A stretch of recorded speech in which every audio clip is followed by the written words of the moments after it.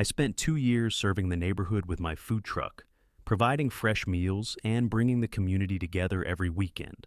Then, HOA President Karen decided my business didn't fit her suburban aesthetic and called police to shut me down. What she didn't know was that shutting me down meant losing access to the parking lot I owned, that the entire neighborhood depended on. And wait until you hear how this backfired on her, when the whole community turned against the HOA after losing their gathering place.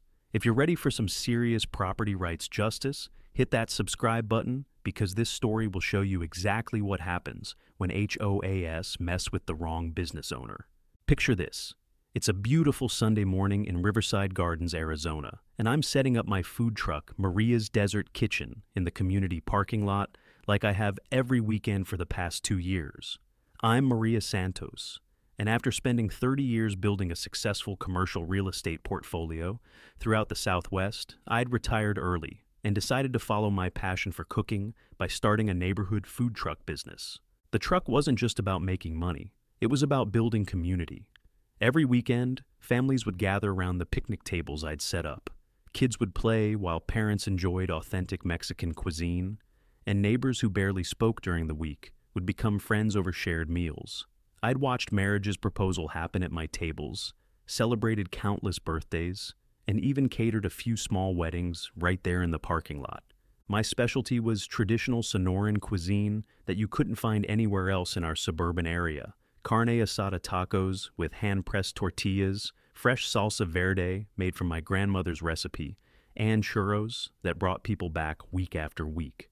The local newspaper had featured my truck twice, calling it a neighborhood treasure that brings authentic culture and community spirit to suburban Arizona. The business had grown organically through word of mouth and genuine community support. Families would drive from other neighborhoods just to experience the weekend gathering that had formed around my truck. Local kids had summer jobs helping me prep vegetables and serve customers. Elderly residents who rarely left their homes would make the short walk to socialize and enjoy a meal they couldn't cook for themselves anymore.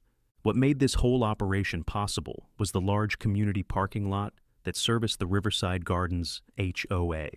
It was perfectly positioned at the center of the neighborhood, easily accessible from all the residential streets, and had plenty of space for both my truck and the community gathering that naturally formed around it. The lot stayed mostly empty during weekends when the adjacent community center was closed, making it ideal for my weekend food service. For 2 years, everything had been perfect. The HOA board had initially been supportive, appreciating how my truck brought residents together and enhanced the community atmosphere. Several board members were regular customers who praised the positive impact my business had on neighborhood social connections and property values. I had all the necessary business licenses, food service permits, and mobile vendor certifications required by the city and county. Then Karen Mitchell got elected as HOA President and decided that my truck didn't align with her vision of suburban perfection. Karen is 47 years old, works in pharmaceutical sales, and has that particular combination of newly acquired authority and aesthetic control obsession that makes suburban tyrants particularly dangerous. She drives a silver Lexus RX that she parks in different spots around the neighborhood while conducting what she calls community compliance assessments. She carries a leather portfolio everywhere, documenting what she perceives as violations of the pristine suburban image she wants to maintain. Within 3 weeks of taking office, Karen had begun researching local regulations and HOA covenants with the dedication of someone building a legal case.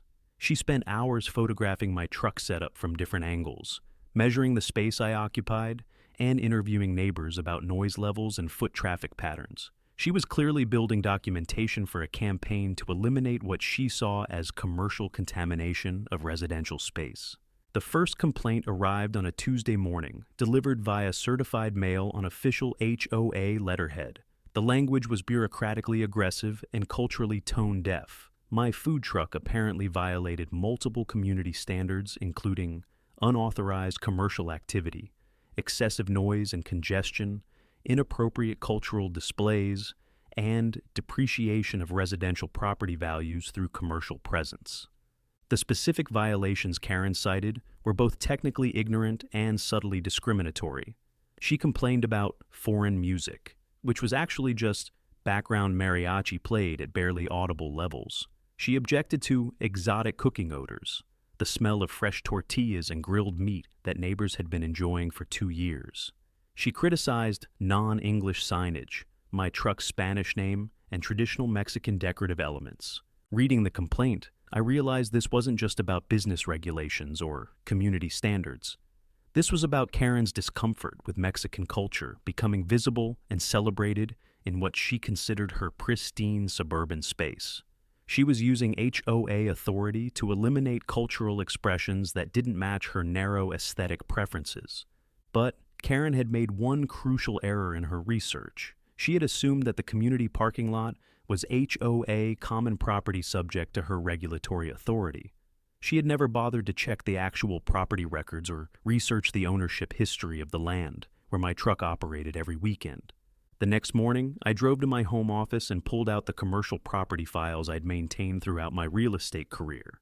The documents I needed were in a folder labeled Riverside Gardens Development, 2018 acquisition, paperwork from a distressed property purchase I'd made during my final active year in commercial real estate development. The property records were clear and legally devastating to Karen's authority claims. I owned the community parking lot outright, having purchased it from the original developer when the Riverside Gardens project ran into financial difficulties. The HOA had been granted a perpetual easement for community use, but I retained all ownership rights and regulatory authority over the property. What made the situation even more legally problematic for Karen was that the parking lot wasn't just a convenience for residents. It was essential infrastructure that the neighborhood depended on for access to the community center, mail delivery, emergency services, and general parking overflow when residents had large gatherings. The HOA's authority existed entirely at my discretion as the property owner. I called my attorney, Patricia Rodriguez, who had handled all my commercial real estate transactions and knew the property history intimately.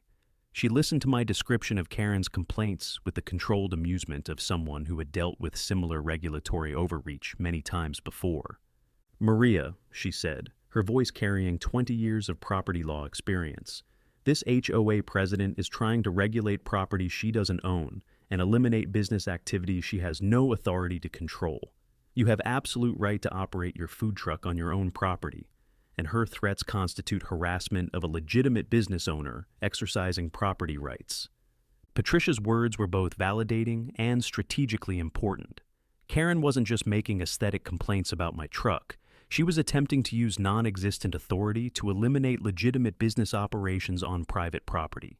Her actions represented exactly the kind of regulatory overreach that property law was designed to prevent. "Can you work with me to document her overreach and establish clear boundaries about HOA authority?" Patricia asked. "Your case could help protect other business owners from similar harassment and clarify property rights versus community aesthetics preferences." I looked out my office window at the neighborhood, where I had built such positive relationships and community connections through my food truck business. The idea that someone could use manufactured authority to eliminate a beloved community gathering place was both professionally insulting and personally heartbreaking. The response I prepared for Karen was comprehensive and legally enlightening. I included complete property ownership documentation showing my purchase of the parking lot, the easement agreements that granted community access, and my absolute authority as property owner to determine appropriate uses. I also included all my business licenses, permits, and regulatory compliance certifications. Most importantly, I included a detailed explanation of property law and the limits of HOA authority over privately owned land. I wanted Karen to understand that her regulatory complaints were not only legally baseless, but could constitute harassment of legitimate business operations if they continued. The cover letter I sent was professional but firm. I explained that HOA covenants could not override property owner rights, that properly licensed businesses were protected from aesthetic discrimination, and that continued harassment of legal business operations could result in civil litigation with significant financial consequences. I hand-delivered copies of my response to Karen, the HOA board, and filed additional copies with my attorney and the city business licensing department. I wanted complete documentation of my property rights and business legitimacy, with multiple parties aware of the legal protections involved. Karen's reaction to receiving 43 pages of property ownership documentation and business licensing verification was predictably defensive and escalatory. Instead of acknowledging her jurisdictional errors, she doubled down on her aesthetic authority and began researching additional regulations she could misapply to eliminate my truck. The second complaint arrived 1 week later, demonstrating that Karen had learned nothing about property law from my legal education. This time, she claimed my truck violated city noise ordinances, created public health hazards through food preparation, and attracted transient populations that threatened neighborhood security. She had apparently spent hours researching municipal regulations, cherry-picking requirements from restaurant inspections, industrial noise standards, and even vagrancy laws. She had created a Frankenstein's monster of regulatory misapplication, designed to make my food truck appear dangerous to anyone who didn't understand business licensing and property rights. The ignorance behind these new claims was staggering even by Karen's previous standards.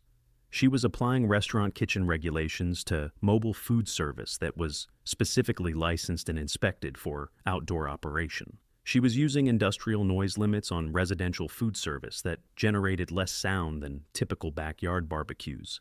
She was classifying paying customers as transients, based apparently on their enthusiasm for Mexican cuisine. I called Patricia immediately and read her Karen's new regulatory misinterpretations. Her response was immediate and legally outraged.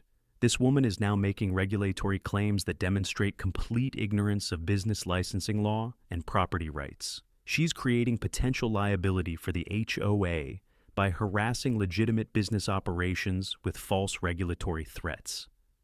The documentation of Karen's escalating regulatory misrepresentations became the foundation for a formal complaint about business harassment and property rights violations. Patricia connected me with City Attorney Maria Santos, who specialized in commercial property law and small business protection. We began building a case that would establish clear limits on HOA aesthetic authority over legitimate business operations. But Karen made the mistake that would end her harassment campaign and unite the entire neighborhood against her overreach. She obtained what she claimed was an emergency injunction against my food truck operations and hired private security to physically prevent me from setting up in her parking lot. I received a frantic call from my regular customer, Mrs. Patricia Chen, a retired teacher who had been bringing her grandchildren to my truck every Sunday for 2 years. "Maria," she said, her voice tight with concern, "there are security guards blocking the parking lot with yellow tape, saying your truck is banned permanently. Karen is standing there with official papers claiming she has legal authority to shut you down." I immediately contacted Patricia Rodriguez and reported what amounted to interference with legitimate business operations on private property. Within minutes, my attorney was coordinating with police to investigate what appeared to be false representation of legal authority and potential trespassing by private security on my property. The response from city officials was swift and comprehensive. Police officers arrived to investigate Karen's claimed injunction and demanded to see court orders or other legal documentation authorizing interference with business operations on private property.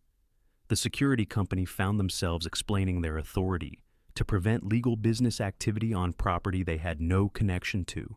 Karen's response to official intervention was predictably delusional and legally catastrophic. She insisted that HOA authority superseded property owner rights, and that aesthetic complaints justified elimination of licensed business operations. She demanded to see police warrants while standing on property she didn't own, directing security personnel she had no authority to hire. Her ignorance was spectacular and legally actionable.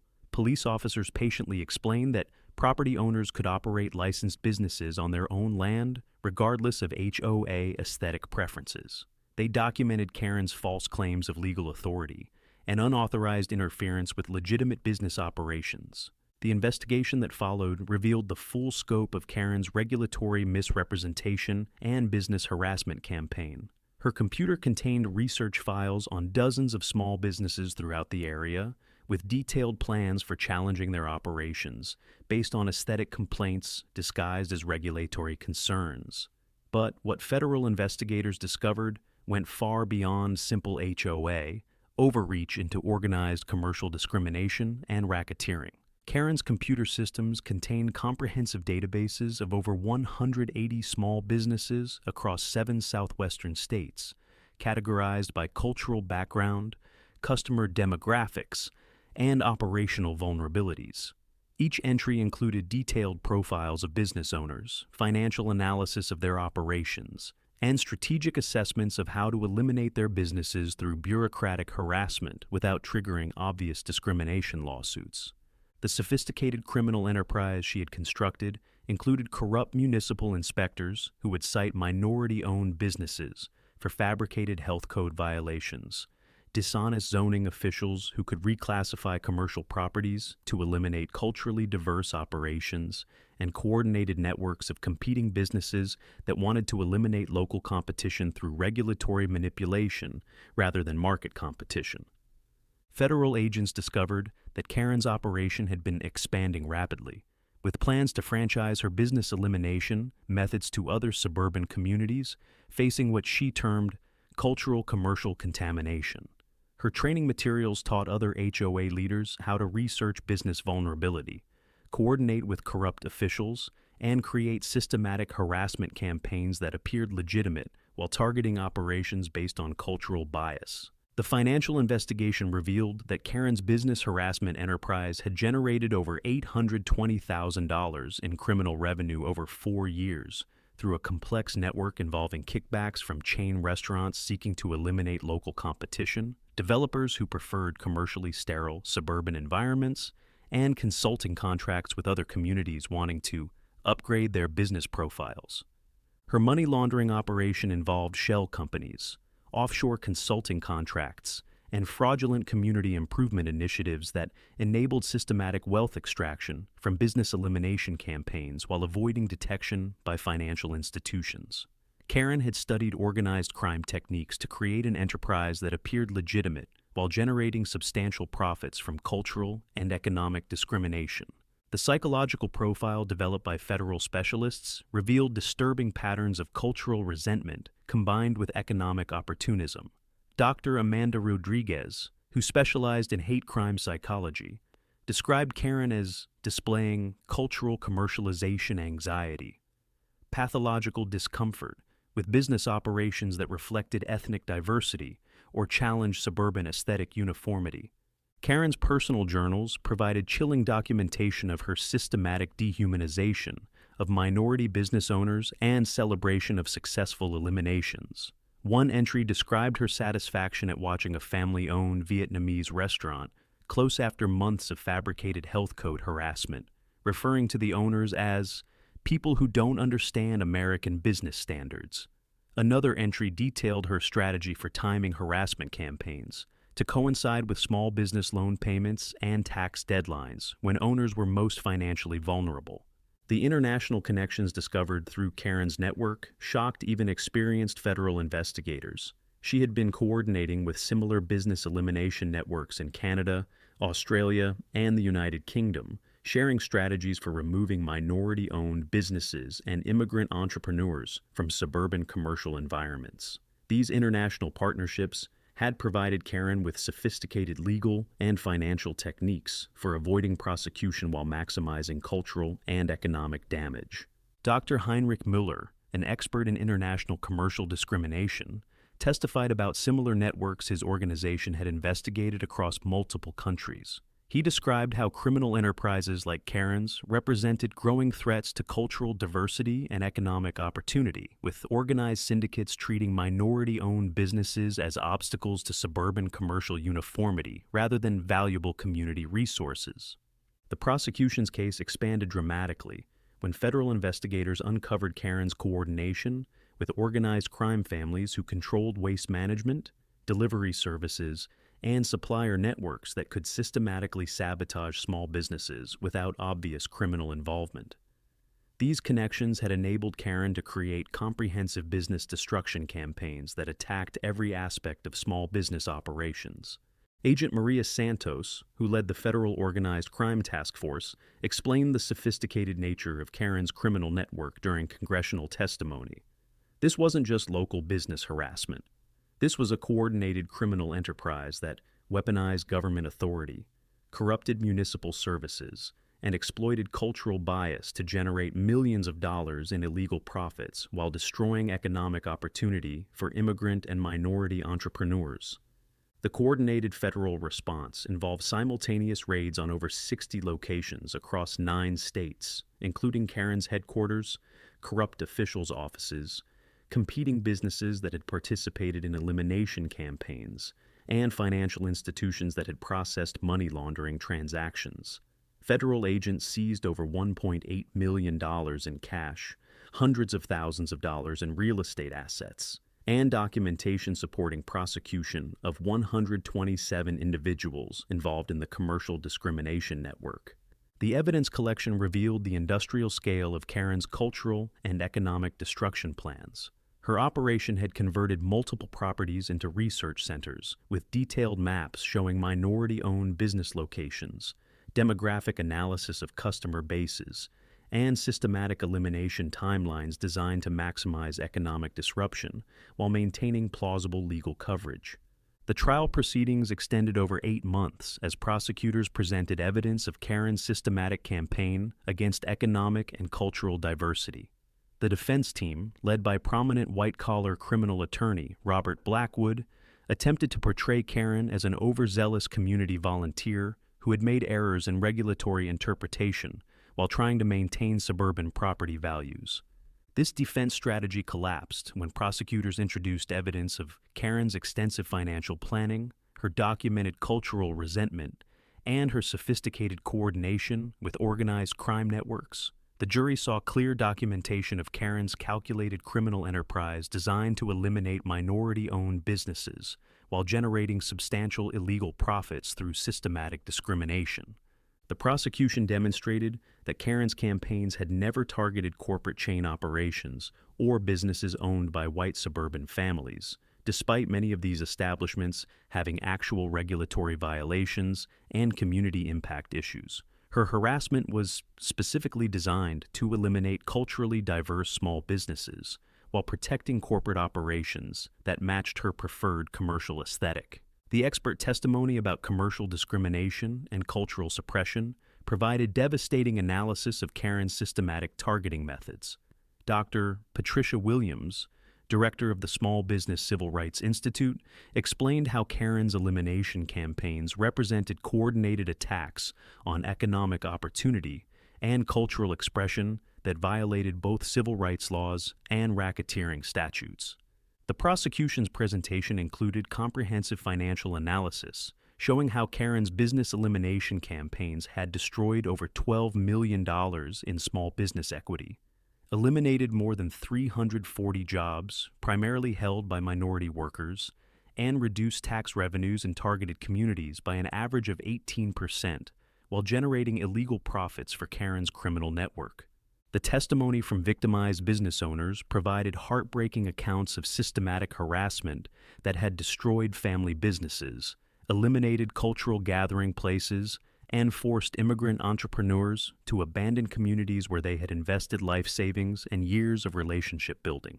Miguel Rodriguez testified about losing his family's bakery after 18 months of fabricated health code violations, mysterious supplier disruptions, and coordinated negative review campaigns that Karen's network had orchestrated. His business had employed 12 people and served as an informal community center for Spanish-speaking residents before Karen's harassment campaign forced closure and bankruptcy. Dr. Sarah Kim described watching her family's Korean grocery store deteriorate under systematic harassment that included false zoning complaints, coordinated customer intimidation, and municipal services disruptions that made normal business operations impossible. Her parents had invested their retirement savings in the store and were forced to sell their home to pay legal costs fighting Karen's harassment campaign. The emotional testimony was particularly powerful when business owners described watching their children's disappointment as family enterprises that had been sources of cultural pride and economic stability were systematically destroyed through regulatory terrorism. Several families had been forced to relocate to other states after Karen's campaigns, eliminated both their businesses and their ability to rebuild in similar communities. The prosecution's closing arguments, delivered by U.S. Attorney Maria Santos, emphasized the systematic nature of Karen's cultural and economic discrimination and the necessity of serious federal penalties to protect minority entrepreneurs from organized commercial terrorism. Santos presented comprehensive evidence showing how Karen's enterprise had operated like a hate crime organization disguised as community standards enforcement. The defense's closing arguments focused on Karen's lack of criminal intent and argued that her activities represented misguided community activism rather than systematic discrimination. Attorney Blackwood portrayed Karen as a suburban volunteer who had become overwhelmed by regulatory complexity while trying to maintain property values through legitimate business oversight. This argument was systematically demolished by the extensive evidence of Karen's financial motivation, sophisticated planning, coordination with organized crime networks, and documented expressions of cultural resentment toward minority business owners. The jury had seen clear proof that Karen's campaigns were calculated, profitable, and specifically designed to eliminate economic and cultural diversity. The civil lawsuit Patricia filed against Karen and her network expanded dramatically as investigators uncovered the full scope of her business harassment conspiracy. What began as a food truck access case evolved into a complex lawsuit targeting multiple defendants, including corrupt officials, discriminatory business practices, and systematic campaigns against cultural diversity in commercial operations. The expert witnesses who testified during the proceedings painted a devastating picture of how aesthetic harassment threatens small business development and cultural expression in suburban communities. Dr. Richard Martinez, an expert on commercial discrimination, explained how Karen's campaigns represented systematic attacks on cultural diversity disguised as community standards enforcement. The prosecution's case was strengthened by testimony from other business owners who had been victimized by Karen's harassment campaigns before my case brought her activities to official attention. The owners of a Mediterranean restaurant, an Asian grocery store, and a Latino bakery all described similar patterns of regulatory harassment, false authority claims, and systematic campaigns to eliminate their operations from the community. The jury was particularly influenced by testimony from community members who had benefited from the diverse small businesses Karen had targeted for elimination. Families described how these businesses had created gathering places, cultural education opportunities, and economic vitality that enhanced the neighborhood's character and property values. The testimony from cultural advocates established that Karen's campaigns constituted a form of commercial discrimination that threatened both business rights and community diversity. Dr. Sarah Mitchell, director of the Small Business Cultural Protection Alliance, explained how aesthetic harassment was often used to eliminate businesses that served minority communities or provided cultural alternatives to corporate chain operations. The prosecution demonstrated that Karen had never targeted chain restaurants or corporate businesses with similar regulatory challenges, despite many of these operations having actual compliance issues that created legitimate community concerns. Her harassment was specifically designed to eliminate locally owned, culturally diverse businesses while protecting corporate operations that matched her preferred suburban aesthetic. The jury deliberated for 11 hours before returning guilty verdicts on all 37 federal and state charges. Karen Mitchell was convicted of commercial discrimination, racketeering, conspiracy to commit hate crimes, money laundering, operating a continuing criminal enterprise, mail fraud, wire fraud, and multiple counts of civil rights violations targeting minority business owners. Her conviction carried mandatory federal sentences, totaling 28 years in prison, with no possibility of parole for the first 18 years. Judge Maria Rodriguez's sentencing statement became a landmark precedent for prosecuting commercial discrimination disguised as community standards enforcement.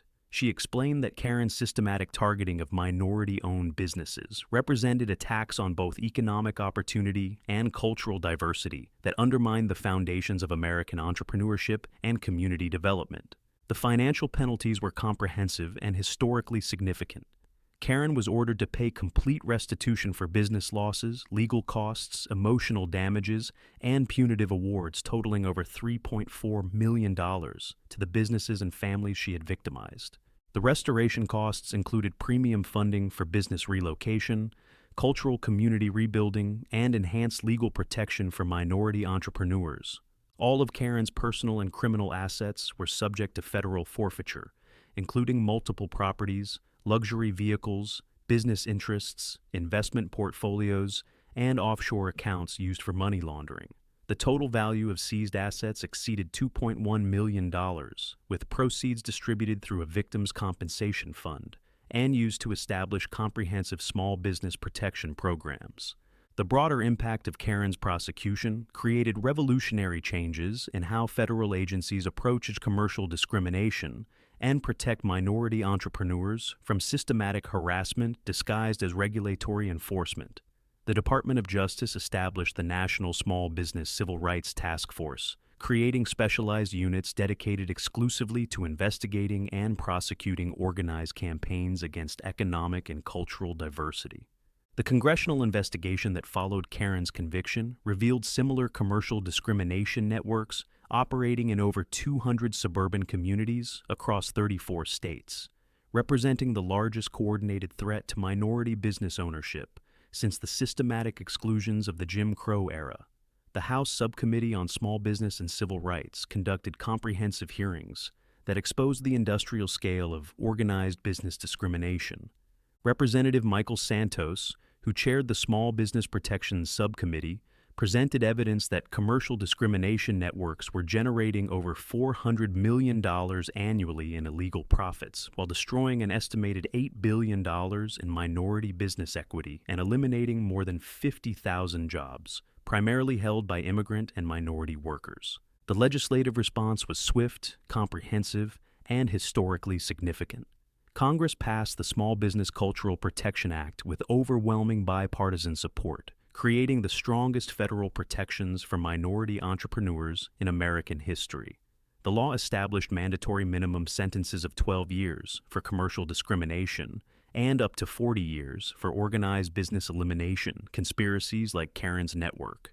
The Cultural Protection Act included revolutionary provisions for proactive federal oversight of communities with histories of business discrimination.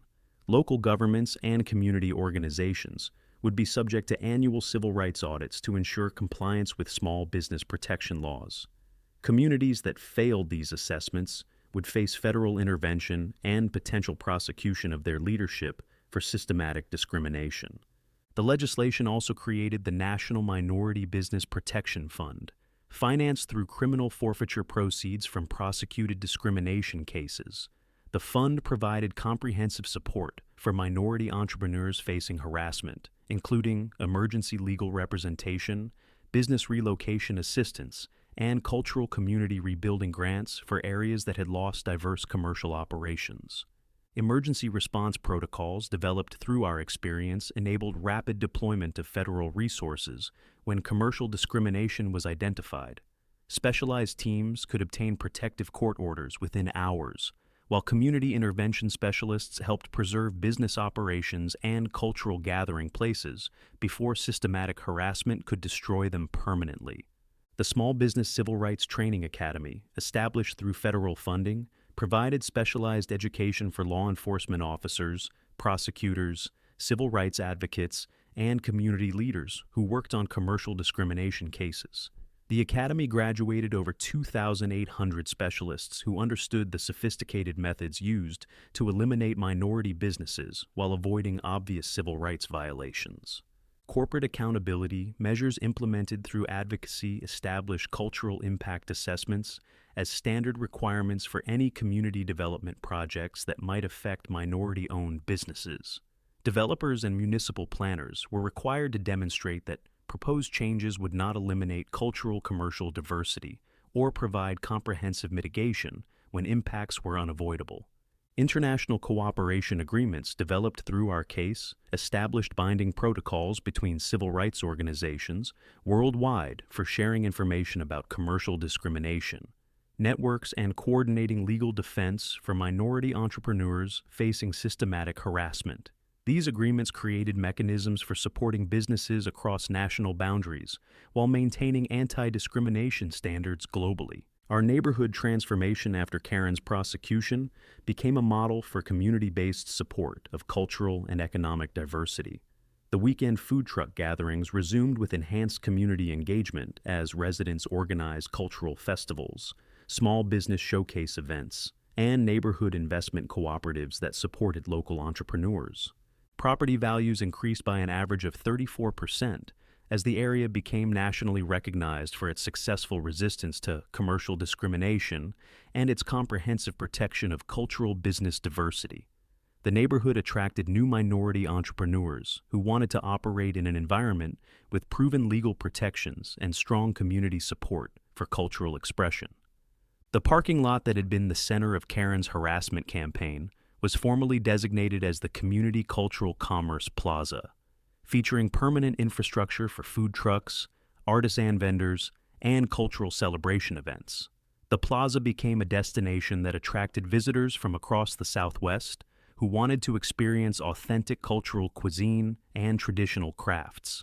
The Maria Santos Cultural Business Defense Foundation, established using settlement funds and federal grants, grew into the nation's premier organization, providing comprehensive support for minority entrepreneurs facing discrimination disguised as community standards enforcement.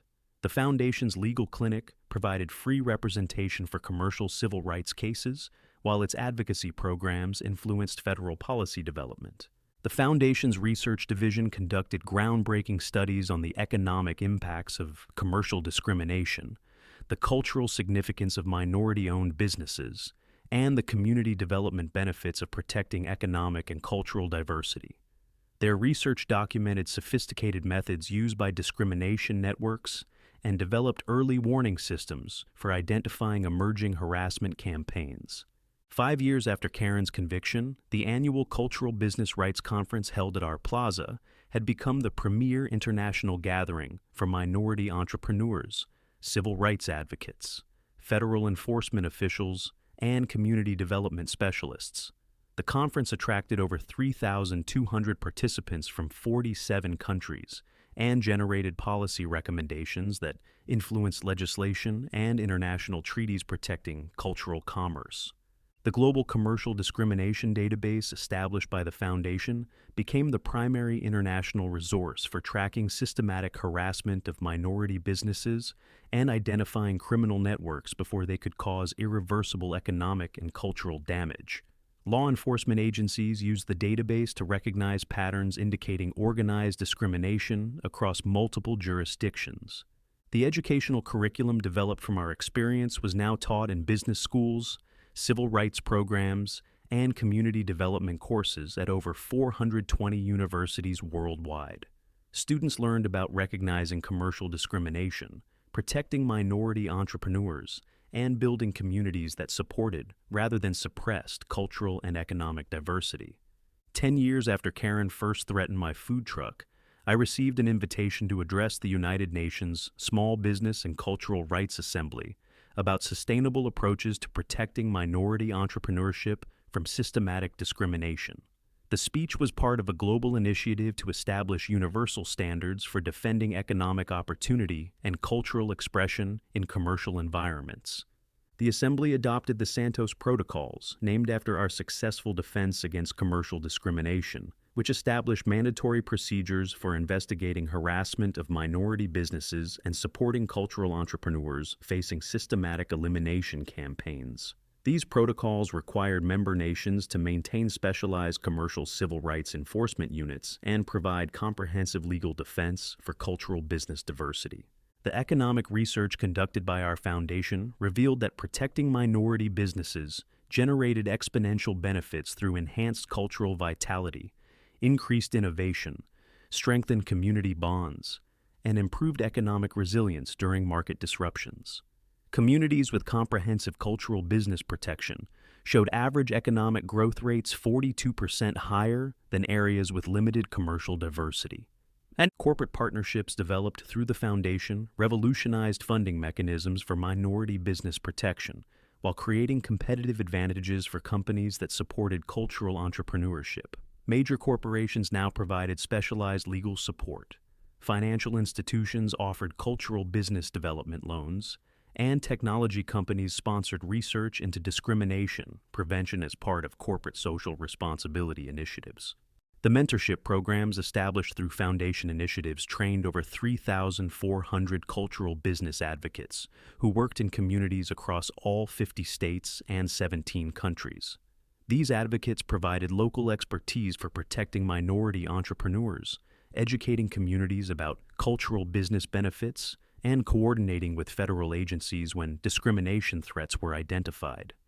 Legacy planning services developed by the foundation helped minority business families create sustainable stewardship arrangements that protected cultural enterprises across generations. These services included legal structures, cultural preservation planning, and succession programs that ensured traditional businesses remained within families and communities despite external economic pressures. The international cultural exchange programs funded through the foundation brought minority entrepreneurs from developing countries to study American business protection techniques, while sending American advocates overseas to share knowledge about community-based cultural business support. These exchanges strengthened global cooperation against commercial discrimination and adapted successful strategies to diverse cultural contexts. The satisfaction of this victory extends far beyond personal vindication to encompass the knowledge that our struggle created permanent protection for cultural entrepreneurship and economic opportunity that will benefit countless families and communities for generations. The legal frameworks, institutional support, and community awareness developed through our experience will protect minority businesses long after current entrepreneurs have passed their enterprises to the next generation. Every culturally diverse business represents a victory for economic opportunity over systematic discrimination, for community character over suburban uniformity, and for families who deserve the freedom to build prosperity through cultural expression and entrepreneurial innovation. The tools now exist to defend minority businesses against any discrimination campaign, regardless of how sophisticated or well-organized the harassment networks may become. My morning routine in the plaza has become a meditation on the power of cultural resilience and the importance of defending economic diversity against those who would impose commercial uniformity through systematic harassment. As I prepare fresh salsa and watch neighborhood children from dozens of cultural backgrounds play together while their families enjoy authentic cuisine, I reflect on how defending one food truck created protections for minority entrepreneurs worldwide. The plaza itself has become a symbol of successful resistance to commercial discrimination, featured in civil rights documentaries, academic research, and international case studies that inspire communities facing similar challenges. Visitors from around the world come to see how cultural business diversity can be protected and celebrated rather than suppressed through regulatory harassment. The technology innovations sponsored by our foundation revolutionized protection capabilities for minority businesses through automated monitoring systems that tracked municipal filings for discriminatory enforcement patterns, blockchain verification systems that created tamper-proof records of business licensing and cultural authenticity, and mobile applications that enabled immediate access to civil rights legal support when discrimination occurred.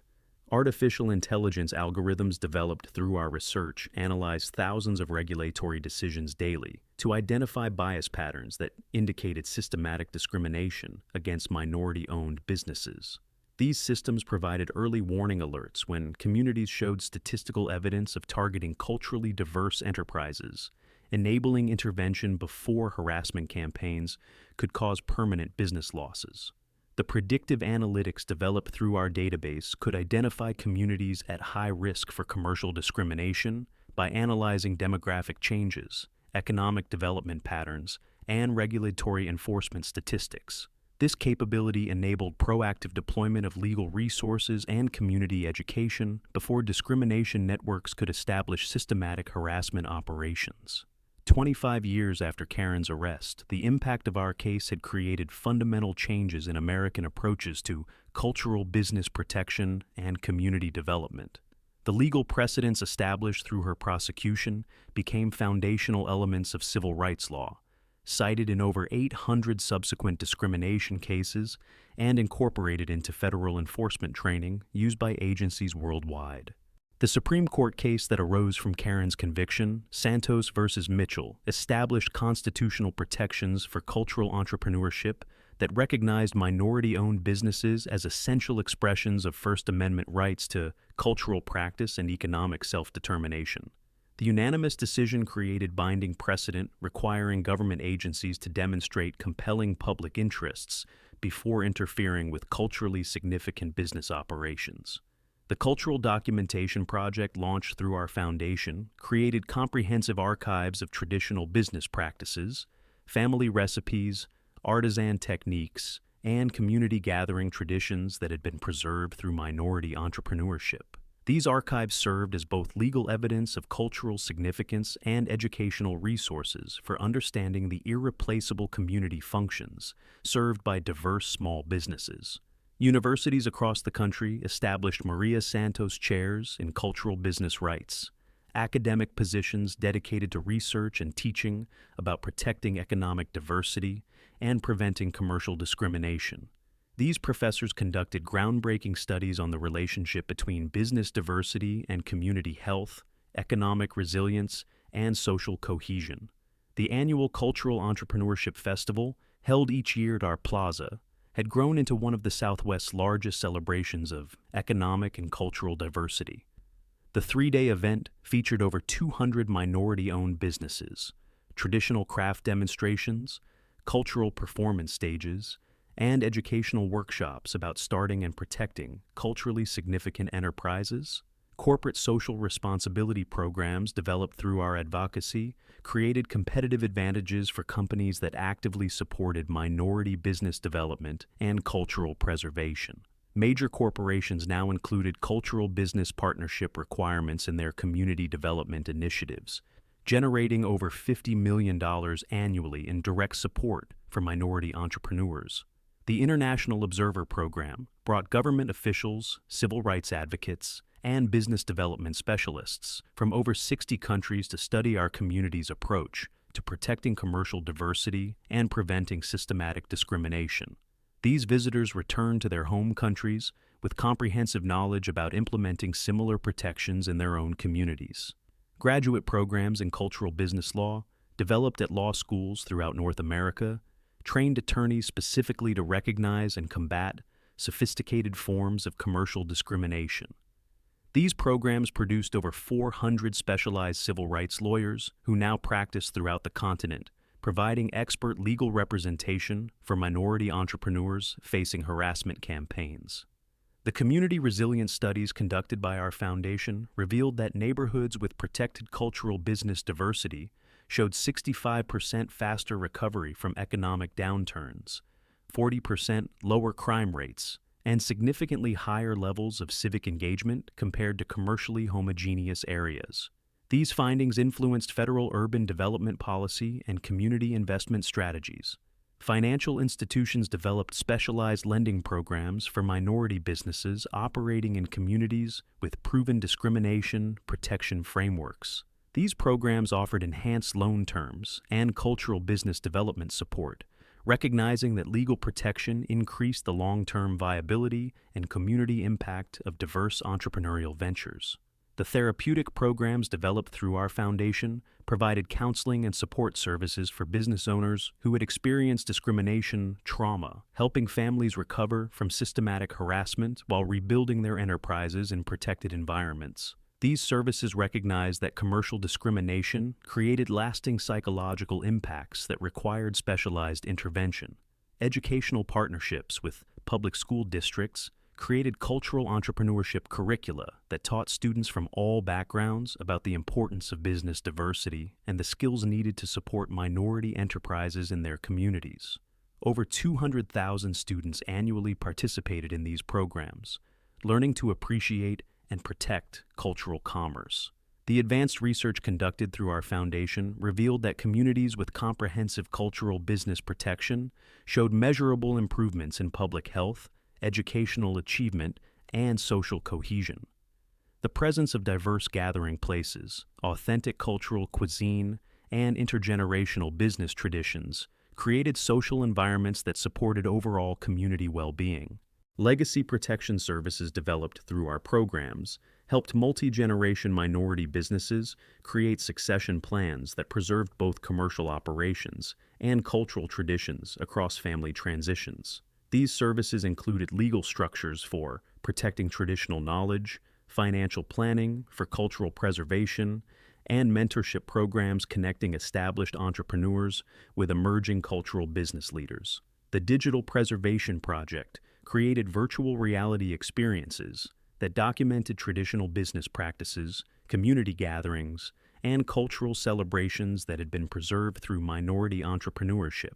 These immersive archives provided educational resources for future generations, while serving as legal documentation of cultural significance when businesses faced discrimination challenges. International trade agreements developed through our advocacy included binding clauses protecting cultural businesses and traditional commerce from discrimination by multinational corporations and government agencies. These provisions created legal mechanisms for defending minority enterprises against economic pressures designed to eliminate cultural diversity in favor of corporate uniformity. 30 years after Karen first threatened my food truck, I had the privilege of speaking at the Global Cultural Business Rights Summit in Geneva, addressing representatives from 89 countries about sustainable approaches to protecting minority entrepreneurship and cultural expression through commercial operations. The speech was part of a worldwide initiative to establish universal standards for defending economic opportunity and cultural diversity. The impact of our small food truck battle had contributed to international treaties, inspired protective legislation in dozens of countries, and created educational programs that had trained thousands of advocates for cultural business rights. What began as one woman's harassment of a neighborhood taco truck had evolved into a global movement protecting minority entrepreneurs worldwide. The research centers established through our foundation now operated in 12 countries, conducting comparative studies on commercial discrimination, developing early intervention strategies, and training local advocates to recognize and combat systematic harassment of minority businesses. These centers had prevented an estimated $2.3 billion in business losses while preserving countless cultural traditions. The satisfaction of this ongoing work extends beyond any individual victory to encompass the knowledge that defending cultural entrepreneurship creates lasting benefits for entire societies. Communities that protect business diversity consistently show higher levels of innovation, stronger economic resilience, and richer cultural life that enhances quality of life for residents from all backgrounds. My daily routine in the plaza continues to remind me that small acts of cultural sharing can build bridges between communities while creating economic opportunities that strengthen entire neighborhoods. The simple act of serving authentic Mexican cuisine had become a catalyst for international civil rights advancement and community development innovation. The food truck that Karen tried to eliminate still operates every weekend, now managed by my daughter Carmen, who studied cultural business law and returned home to continue our family's commitment to community building through authentic cuisine and cultural celebration. She has expanded our offerings to include cooking classes, cultural history education, and mentorship programs for young entrepreneurs. The plaza surrounding our truck has become a living laboratory for cultural business development, featuring rotating spaces for emerging minority entrepreneurs, educational displays about traditional commerce, and community meeting areas designed to facilitate the cross-cultural connections that make neighborhoods resilient and vibrant. Visitors often ask about the secret to our success in building such strong community support and legal protection for cultural business diversity. The answer is surprisingly simple. Authentic cultural sharing, combined with principled resistance to discrimination, creates bonds between neighbors that transcend individual differences and generate collective commitment to protecting economic opportunity for everyone. The legal frameworks, advocacy resources, and community support networks that emerged from our battle with Karen now protect thousands of minority entrepreneurs across the continent. But the most meaningful legacy is the understanding that cultural businesses serve essential community functions that deserve protection not just as economic enterprises, but as expressions of human diversity and creativity. Every weekend, As I watch families from dozens of cultural backgrounds gather around tables, sharing authentic cuisine and conversation, I'm reminded that defending one small business created ripple effects that strengthened communities worldwide. The plaza fills with the sounds of children playing, adults discussing their weeks, and elderly residents sharing stories about their own entrepreneurial journeys. Share your cultural business story in the comments below, because every entrepreneur who celebrates their heritage through commerce contributes to the diversity that makes communities stronger and more resilient. Hit that subscribe button if you believe that neighborhoods thrive when they welcome rather than suppress the cultural traditions that immigrant families bring through their business enterprises. Your cultural business, whether it serves traditional foods, provides authentic crafts, or simply reflects the entrepreneurial spirit your family brought to this country, represents valuable contributions to American commercial diversity that deserve protection from systematic discrimination. The legal tools, community support, and advocacy resources now exist to defend every legitimate cultural enterprise from harassment campaigns disguised as regulatory enforcement. Thanks for watching HOA Revenge Stories, where cultural entrepreneurship always triumphs over commercial discrimination through community courage, family traditions, and principled resistance to those who would eliminate the diversity that makes America's business landscape strong and vibrant.